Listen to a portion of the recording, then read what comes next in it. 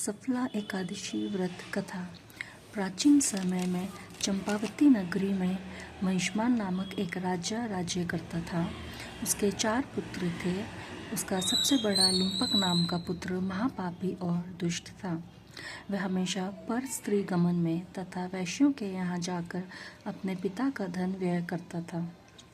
देवता, ब्राह्मण, वैष्णव आदि सुपात्रों की निंदा करके वह अति प्रसन्न होता था।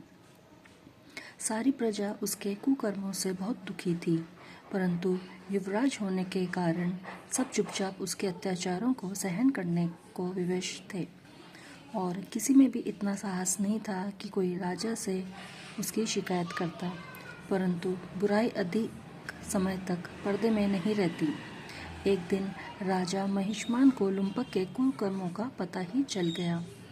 तब राजा अत्यधिक क्रोधित हुआ और उसने लुम्पक को अपने राज्य से निकाल दिया।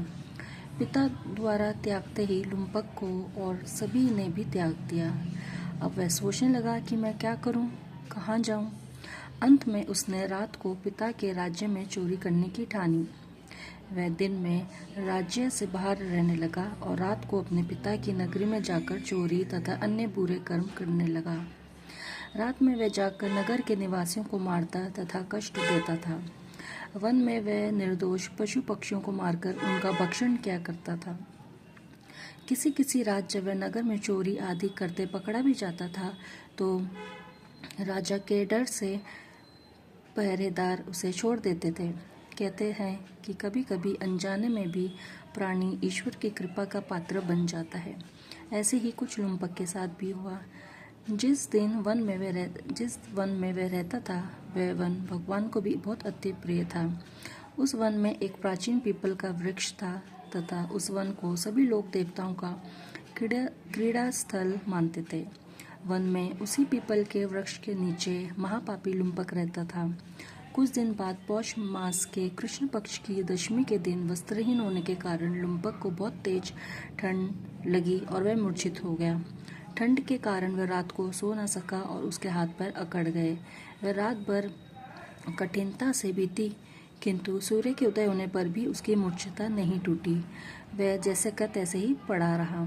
सफलता एकादशी की दोपहर तक वह पापी मूर्छित ही पड़ा रहा। जब सूर्य के तपने से कुछ गर्मी मिली तब दोपहर में कहीं उसे होश आया। वह अपने स्थान से उठकर किसी प्रकार चलते हुए वह वन में भोजन की खोज में फिरने लगा। उस दिन वह शिकार करने में असमर्थ था, इसलिए पृथ्वी पर गिरे हुए फलों को लेकर पीपल के वृक्ष के नीचे गया। तब तक भगवान सूर्य अस्ताचल को प्रस्थान कर गए थे। भूखा होने के बाद भी वह उन फल को न खा सका, क्योंकि कहा तो वह नित्य जीवों को मारकर उनका मांस खाता था और कहाँ फल।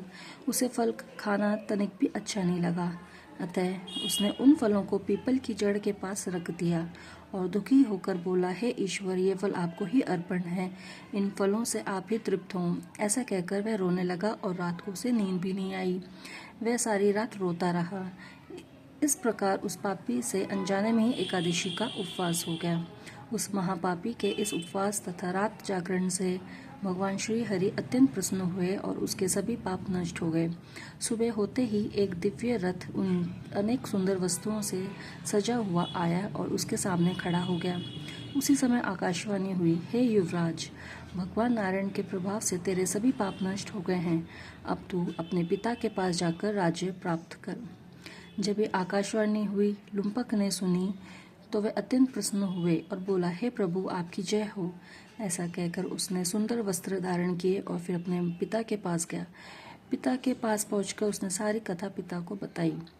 पुत्र के मुख से सारा वृतांत सुनने के बाद पिता ने अपना सारा राज्य तत्क्षण ही पुत्र को सौंप दिया और स्वयं वन में चला गया।